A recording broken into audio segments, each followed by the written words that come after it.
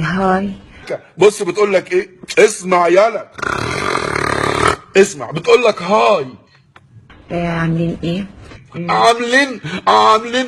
عاملين صينيه مفتقه يا بنت المتناكه. انا عايزه اقول حاجه بالنسبه لموضوع البرنامج الديني الاجتماعي. انا تقريبا خلاص يعني قعدت مع القناه امبارح.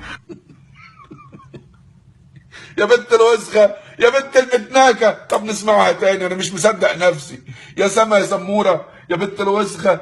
وهم اقنعوني الحقيقه بموضوع الحجاب.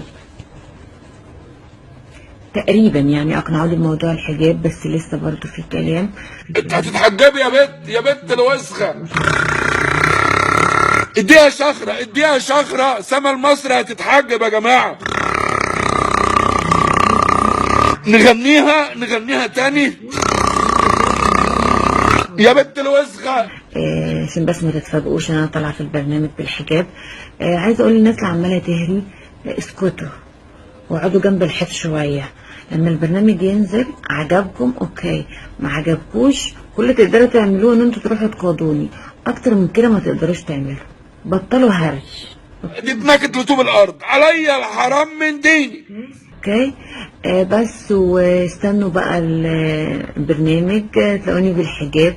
حجاب حلو مش وحش، ويمكن افضل لابسه على طول، يمكن افضل لابسه على طول، يمكن افضل لابسه على طول، يمكن افضل لابسه على طول، يمكن افضل لابسه على طول.